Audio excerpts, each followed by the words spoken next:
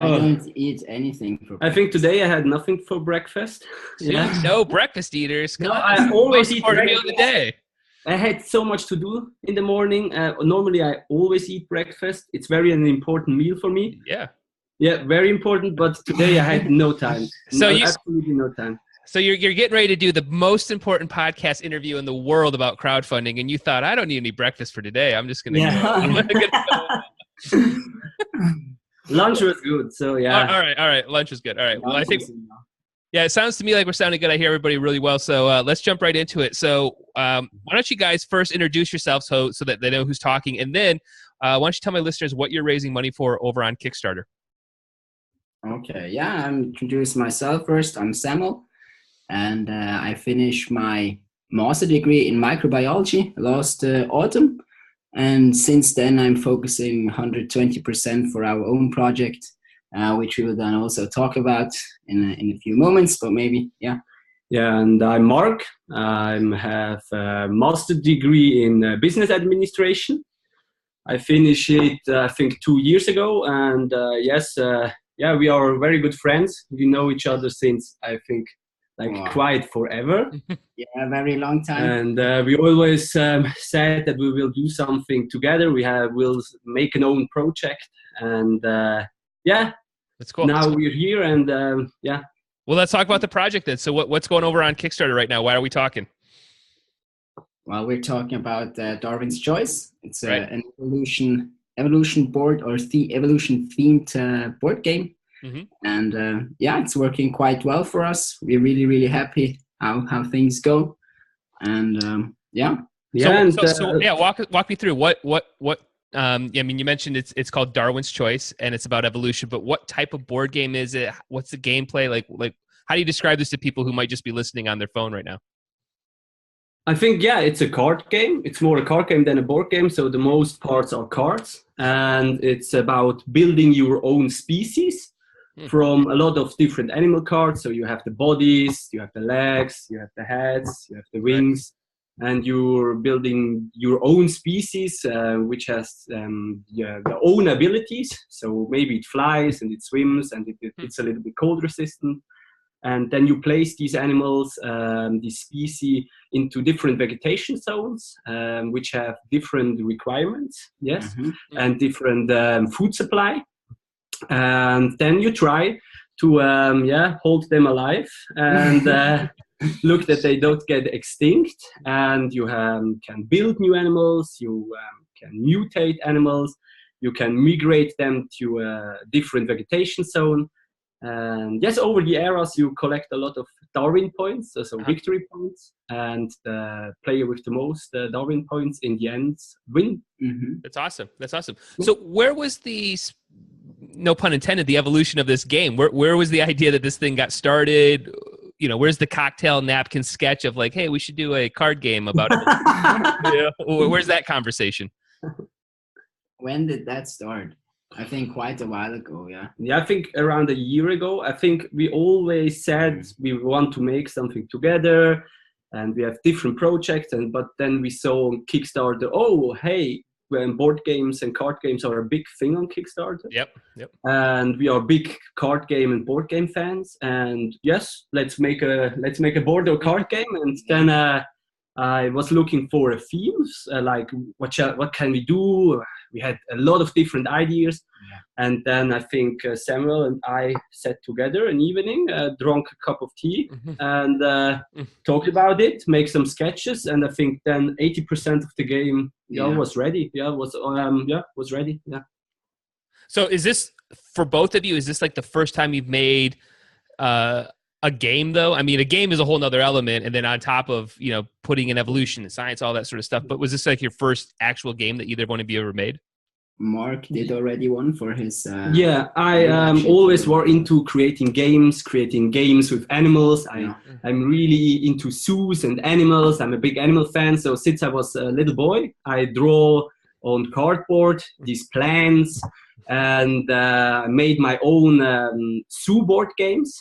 So not really new, but it's new, because it's on another level. Yes, that's true. Yeah. Right, that's cool.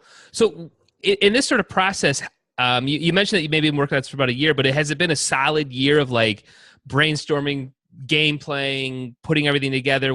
How long has this process been to get to a point where you have a game that is playable, that people are is going to work, and and is testing well? I mean, how long was that whole process?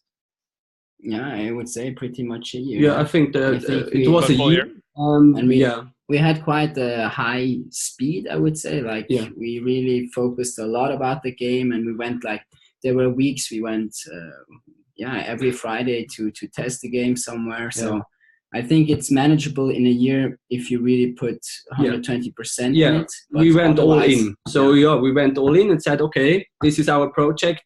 Yeah, let's make this happen, and let's do it. And then we were very fast. So we had the theme, then I was working on it, then we had our artist from France, then we went to different board game clubs in Switzerland and tested the game, and improved it. Step by step.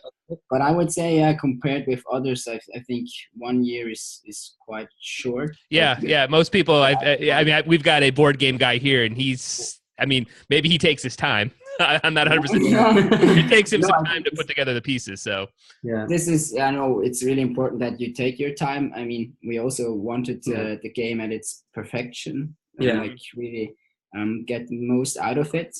I think testing it was also a long time period. We tested several months. And I think we went really early out of our house. So we went to board game clubs with the first prototypes and improved it from version 1. So, it needed a lot of work. So many hours. I think it's quite challenging to make a board game of this complexity, like in a year. So this was not easy. I think it was, if I would have a normal 8 to 5 job, I would worked half. Right. So it was really challenging, because we are from Switzerland, and here everything needs to be perfect. Sure. And so we gave really everything. We have very high standards for what we are doing, and put everything in. I mean, it was so many hours. That's cool. When you're, for the board game people out there who are listening, when you go out to game test, what is it that you're walking in with expectations? What do you hope to pull from those sort of testing? I mean, I'm sure it can be overwhelming some points, and then you have to kind of value the opinions of, does everybody's opinion really matter? But how do you take that sort of information from, let's just say, when you're in version 3 or whatever you're in, to like actually really make your game go to the next level?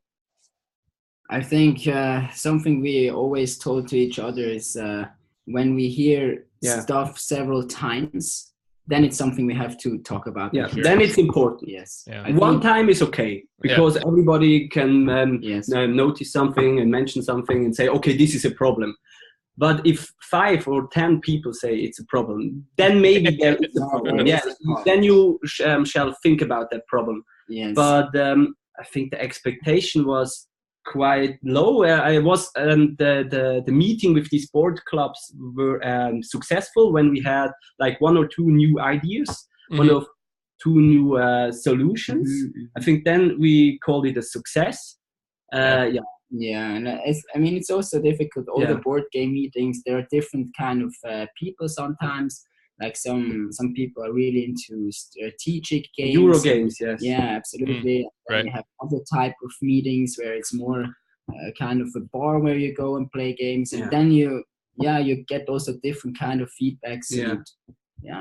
So it's very important to don't lose your personality, don't lose your game, but also respect other opportunities and see if when there is really a problem. And I think it's very important not to take it personal. If somebody says something about your game, but sometimes it's very difficult, because you say to the people, hey, this is a prototype. Guys, this is a prototype. It's black and white, printed paper. I have printed it out. I have drawn it myself. And don't say something about the design. Right. Design is not fine. And the people always say, oh, the design, that's a problem. And then I thought, oh, guys, I told you, this is a prototype. It was always about the design. Yeah. So if you're a board game designer and you go to board game clubs, it will be always about the design. Yeah. Mm-hmm. It doesn't matter if it's prototype 1 or prototype 10. And you can tell the people and they will laugh in the first moment and say, yeah, we know. But in the end, they will also tell you again, you should consider and like, yeah, we know. Yeah, we know. That's people. So over that course of the year, was there any sort of major roadblock you ran into that you just couldn't overcome with the game? Was there something that you just couldn't do or you had to push off or just pivot around? I think then the first small batch of production somehow was I think the biggest hurdle was like 2 things. The first thing was that you have to understand that artists are a little bit slower than you. You can't influence that. And if they say maybe 3 months, and our artist really did an amazing job. Yes. But she had way longer than expected.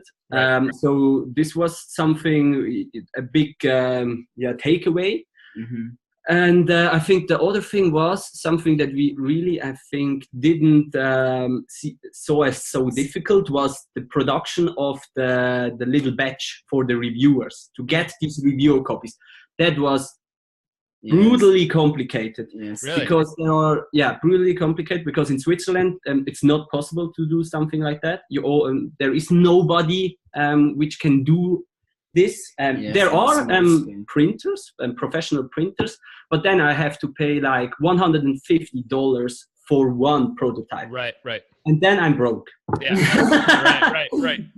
And so this was really, really difficult. I think we had a month or 1.5 months to really find people and which can do that in the perfection we needed it. Yeah. Right, This was really difficult. Yeah, I'd imagine, especially when you're sending those to reviewers, you really wanted those to be at maybe not the end game, but at least a very high level, so that they're reviewing as close to the finished product as possible. I'm assuming, is that what the mindset was? I think so as well, because as we said, when we go out and play with the prototype and we told the people it's a prototype, the people, they will still somehow. They were still complaining. They're complaining about the design. And so it was so important because I think like the worst thing in my mind was, what is when all the reviewers hate the game? Then we have lost everything. So it has to be as close with the design as humanly possible. Yes. Right. Well, how about the flip side of that question would be, what was the moment where you knew you actually had something to make sure you wanted to make sure you put all this effort into it, right? Was there a moment that like you did a gameplay that it just all came together? It really gelled and knew you had something.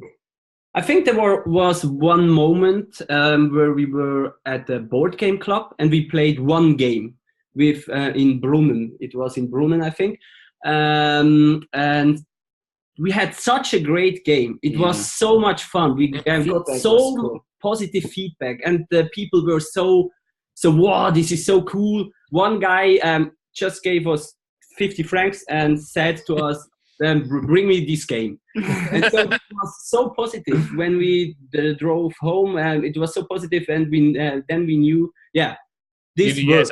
There are people who really love our game. So I think that was one of these key moments, yes. Well, I think you guys did a great job of, it sounds like, of tying in your studies, what you guys have studied, what you guys love into this game. I mean, truly, is that something that you personally kind of seeked out to do, to make sure that you're combining studies, your passions, all into this one product? Was that a major goal for both of you personally? I think it's somehow also a result which is somehow natural, because this is somehow also a part of us, somehow also a part of our personality, which you see in our products and ideas. So I could never make something which I have nothing related to. Mm-hmm. So I guess each project I would do myself, I would see also a part of myself in the project. Sure. And I think there was also, we also had some other game ideas in mind, but The thing is, why we then choose to go to the side of animal was just because we could share so much with the theme and so much with the idea. Yeah. So because we had something with going to space with a rocket. And then I said, I have no ideas of rockets. I have really no idea. I have no ideas of the parts of rockets. I don't know how they work. But animals, I really understand how animals work, and I know a lot of them. And so, okay, make something with animals. And so you see in all the parts of the game, you can really see our personality, how our minds work, and how we think, and which kind of board games we love, and the art and the animals. I think it's not something you basically really want to do. It's something which just comes by naturally, because you just put your part into the, I think otherwise the game wouldn't be a good game, because how can you do something that you don't love, that you don't like, that you don't have an interest for? Sure.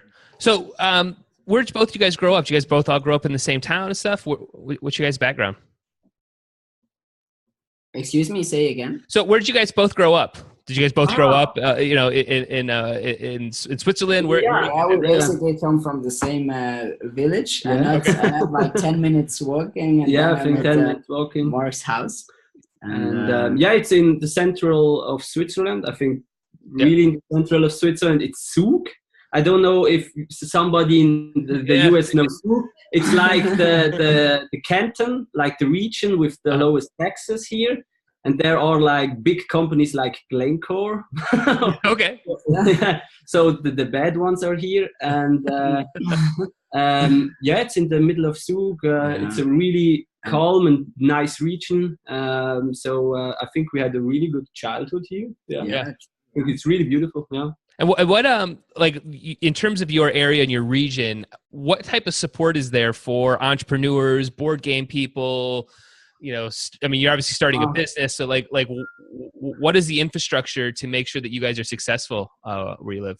Well, I think it's quite an interesting question. I would say the field of board game is not that much present in Switzerland. We really had to search for those clubs, and most of the time it's something like just friends have their phone numbers and they just call each other. They do something together. But big organized clubs, it was really difficult to find them, and I think Switzerland is maybe not the best place to for making board games, for making like a startup thing, like technical. It's wonderful. You have all the opportunities. You have so much support. Everything. But if you do a board game, nobody will take you serious. Nobody will ever take you serious. And now this is like a very good thing now, because we can show the people, hey, it worked. We are not crazy people. Right. Yeah, I think something interesting that's going on in board games, and maybe you guys can either confirm this or say I might be crazy, but I think we're seeing such a surge in them because people want to unplug on a Friday or Saturday night. Like they're we are plugged into a computer all day, every day, that at some point we need to unplug. And I think that's a real reason why we're seeing board games just flourish like they are. What do you guys, do you guys kind of get that same vibe there at all? Or is it something I might only be seeing over in the US here? No, I think there is a trend, even if it's really slow here in Switzerland. I would still think there is a trend that people like more and more board games. And I also talked a lot with my friends, and they said, no, actually, they really enjoy doing it. And as you said, sometimes it's good if you can just be together with your friends and have a game and don't have to spend your time in front of a display. I think the same is in the video game industry. You see the same. I think the most successful games are at the moment are these local co-op games where you can play together. And VR is not really a thing that at the moment works so well, because you are in this reality, and the people want to interact with each other, want to be here. So I think this is an overall trend. I think That's cool. So, running a Kickstarter campaign is incredibly busy, right? A lot of comments, got to stay up on everything, doing podcasts, right? Very busy time. What do you guys do to stay organized as a team, as a company? Are there any tools that you use? Like, how would you maybe advise somebody else getting ready to start a campaign to stay on top of everything? I think me and Mark call each other like 10 times a day or so. So I think we are really organized, because if there is something, we just call each other, and Yeah. we know exactly what we can, what the other person is doing and what we can expect from the other person. Basically, Mark is now also in charge to answer all the comments and stuff, and then I just know, okay, this thing is like, it's in his hands, and it's going to be done with 100% perfection. Yeah. And then I don't need to worry. I think it's just important to have people who really do their job, and which is their job. So we know, okay, this is the comment section, this is my thing. Sure. And Samuel 100% trusts me. I will answer all these things, and he is responsible for the social media. And I know, okay, Samuel will do this. Sure. And so it's very important to have like everybody has his job, and you can trust each other, and you have organized everything. Especially for the first day, for the launch day, it's so important to be organized. Yeah. It's so important to know what's to do first and what's next, and then and so on. Yeah. Sure. It's very important because you have so much to do. At the moment, I think I can answer 10 comments in minimum, and mails, and all the backers have so sometimes difficult questions or wishes, and you always have to think, how can I solve this problem and this problem? So yeah, you have really a lot of brain work. Yeah. Yes. No, but definitely. Yeah, I would say definitely if you have your team, then you have to. Yeah. You also, I think that's the main reason it also works so well with us too. We can also call each other whenever there is something. Yeah. When Mark says, maybe read the update now, just small things. We just call each other for everything. Sure. And what about the flip side of this? I mean, at some point you do have to kind of unwind or unplug a little bit. What do you guys do for just to unplug for a Friday night, outside of maybe play your games? What else do you guys do? Lately, there hasn't been so much time. I think on the launch day, I think I was a little bit more relaxed than Sam. I think I made more breaks. I really had to say to Sam after 6 hours of work, "Hey Sam, you have to eat something. You have to drink something. Please make a break. We won't made it to the end. It's day one." And now it's like, you have these little small moments where sometimes we game a little bit, like Fortnite. I think Fortnite is such a big thing at the moment. And then we play with a third friend. We play some rounds of Fortnite. Or I think Samuel goes out, or I meet with my girlfriend. Or but it's really important to have this free time, because otherwise you won't make it to week 4. Yeah? Right. No, yeah. Yeah, that's true.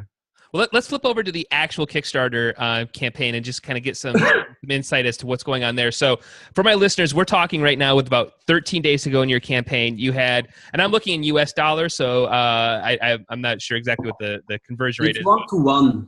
Is it? What is it? What? 1-to-1. Okay. Yeah. So, so you had about a $20,000 goal, and you're currently at about 104,000 with, but I think the backer number is outstanding. I mean, you have over 1,800 backers. That's a huge number for any board game. So kudos to that. So, for this type of game, what was sort of a pre-launch strategy that you could, sort of sum up that somebody else could listen to and say, oh, I see what you guys did there. How did you get awareness for what you're working on and to make sure you have a great first day? I think strategy is always my stuff, because I'm the business guy here. I think it needs a ton of work. Yeah, a ton of hours. The more hours you put in, the more fundings will come, the more backers. It's not a straight line, but the more you put in, the more you will get. And I think there are so many important points. I think you need like a community, really a central community, which will bring you the first funds on the first day. That's so important. Our people were really ready. They were really on time. They know now it's 10 o'clock. Now we have to support Mark and Sam. Sure. And then it's also, I think, to sum the whole thing up, it's like when you go fishing. Mm-hmm. And then you have a fishing rod, correct? Yep, fishing rod. And the more fishing rods you have, the higher is the chance that you have a big fish. Yep. So the thing really was, that was our first campaign. So we have no like know-how which advertising will work, which reviewer will work. So yeah, we had so many fishing rods that the chances were really high that one had a big fish. Sure. So yeah, this is, I think that's the whole the overall marketing strategy. Try with a little, and we then you see what works, and then you can go on in this section. Yeah, that's cool. And then what was sort of like, was there any metric you were looking at though before you launched? Was it like, we have to get 3,000 email addresses, or we want to have 100 people? Was there a metric that you guys were using to kind of gauge we're ready to launch? I think we said like 100 backers we have to have for sure. Yeah, no, we knew that we have to in minimum half of the first goal. We need around that from our central community. Right. If we will achieve that, okay, then we have a chance, because if you have like, our goal was $20,000 US dollars or Swiss francs. It's the same. Yeah. And we knew that we need this $10,000, because if we have them, we will be quite up in the Kickstarter section, a little bit up, not somewhere on the ground section. Right. So then we have a chance that other people will see us, and then the things go on and on and on. Yeah, the star starts rolling. So this was really important. So to have the first the half, minimum the half of the first goal. And Sam, for you, it sounds like you were running social media. What was sort of an overall strategy to build this community, or to make sure people know that this thing's launching on day one? What was your strategy? I mean, what we try to do is also our best with the social media part, but it's not like we had a huge community from the social media side. And some people also said to us, because that's the number people see from outside, and they say, oh, your project's never going to work because you have like only, I don't know, 200 followers on Instagram. I think for us, we tried to build up as good as we could, and we made great pictures. I think social media looks quite nice, and it's informative, but as I said, it was one possible hook, and maybe for us not the most important, but we also tried to do our best. Tried our best. I think social media is not really a natural thing for us. I think we are not so the social media guys, but we knew, this is something important, so give it a try, make the best pictures we can, try something with hashtags, try to get a lot of people on our social media. But yes, it's one hook of a lot of hooks. So now, did you find that so you're in the board game world, so there is definitely niches in this that like really pop, right? When you were going into this, did you think at all that you didn't really fit into that niche? Because that was kind of one of my thought when I first kind of stumbled upon your campaign of, all right, this isn't the traditional, I don't know, Viking game, role-playing game, RPG. It's just not some of the ones that I've seen pop. And I'm wondering if that's some of your benefit, is that you're kind of out of that, and you are a little bit of a newer project where it still has some of that, role playing. What do you guys think on that? I think this is one of the key points why it works so well. Yeah. I think that we are also a bit different than what you see otherwise. And I think Kickstarter itself also sees this and supports us a lot. Yeah. They were really happy with our campaign, and they also said it's good looking and everything. So last Thursday we were like the project of the day. And on the homepage of Kickstarter, we got the team favorite on day one. I think, it was a big thing that we did something a little bit different. So we have no miniatures. Normally, that's miniatures. Really important. You need miniatures, otherwise you won't make 100K. So, but I think, our game has a big advantage, and this is the beautiful artwork, because people.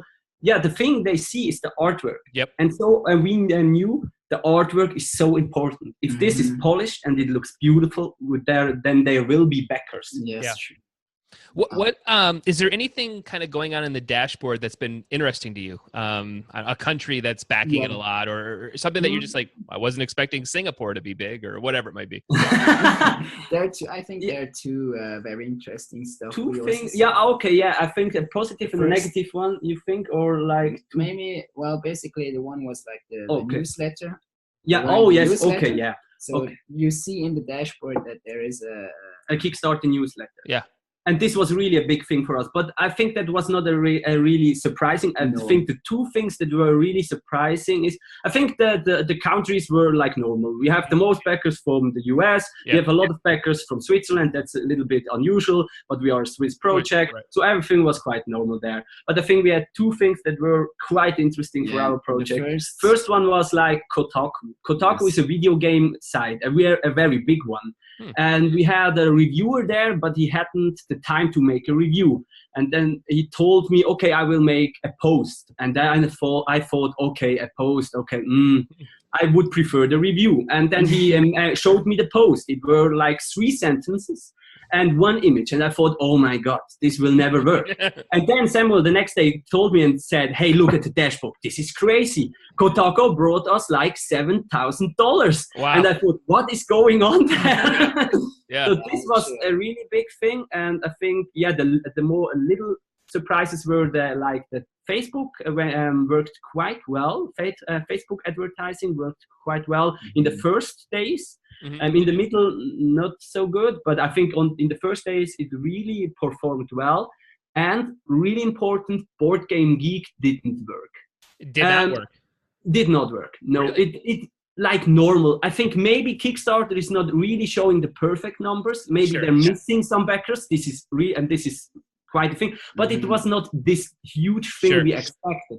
But maybe this is the thing you said before. It's because our game is not like this normal thing, not this Viking miniature thing. So Board Game Geek is very much about this miniature Vikings medieval thing. Yeah, that's interesting. Yeah, that's those are both all intriguing things. I always wonder too on the tracking of Kickstarters, because again, this is actually what I do in the agency. I'm the one tracking everything, and I get so frustrated where I'm like, you like Kickstarter search as like 30%. And it's like, well, that they saw that somewhere else, right? More than likely they saw a Facebook ad or they saw it on a Board Game Geek or whatever it might be, and then they just went to Kickstarter and just typed in your name, and it's like it's hard to do a one-on-one judging of everything. So sometimes you just got to roll with like, all right, we're in the ballpark here. So intriguing. So you talked a little bit about pay-per-click. Was there a strategy around pay-per-click as a whole that you implemented to keep the momentum going? What do you mean with pay-per-click? So like Facebook ads, Instagram ads, that sort of stuff. Was there an ad strategy that you guys were using? Yeah, for sure. I think we tried everything. Yeah, we tried Instagram, we tried Reddit, we tried Twitter, and all the Twitter, Facebook. All we tried the Board Game Geeks and advertising on all these platforms. And we had we made a split test with different kind of advertising pictures, so we could see what works. Yeah, after 3 days, we said, okay, then we will make evaluation. We will have a look at them. And then we saw, okay, Twitter, no, not really. It was okay. Instagram, I think 0. Yeah, we don't get anything from Instagram either. Reddit 0, okay, very nice. And Facebook, oh, this looks quite nice. So give it a second try. Right. Yeah, that's great. Yeah, that's good. So I'm not nuts here. That's what we see over here quite a bit as well. So it's funny how many clients I'm like, you got to do stuff on Instagram, and I'm like, okay, I will. And then why don't we get anything? We don't get anything. I'm like, because people don't buy from it. I was a bit surprised because the artwork is so nice, and Instagram is all about having nice pictures. So I was like, maybe it could work. Yeah, maybe it could work, but we saw a 0, and then I said to Samuel, for a guy with business background, a 0 is a 0.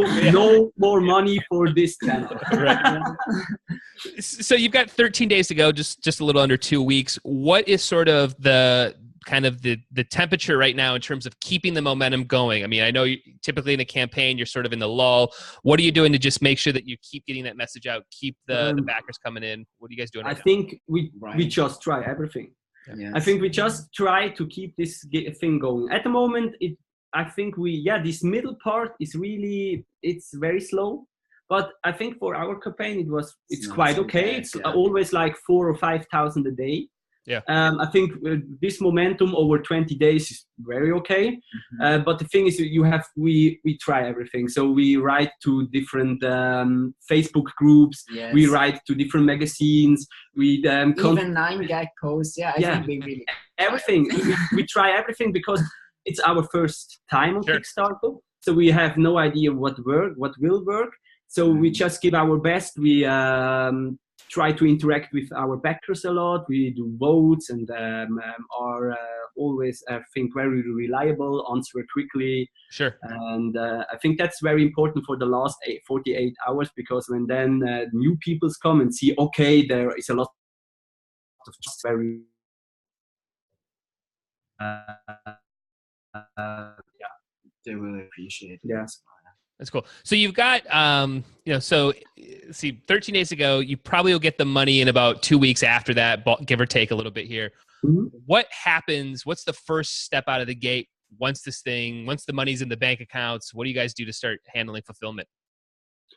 I think, we have quite a while till we have to really send the games out. Mm-hmm. And because our shipping date is March 29th, 2019, sorry, yeah.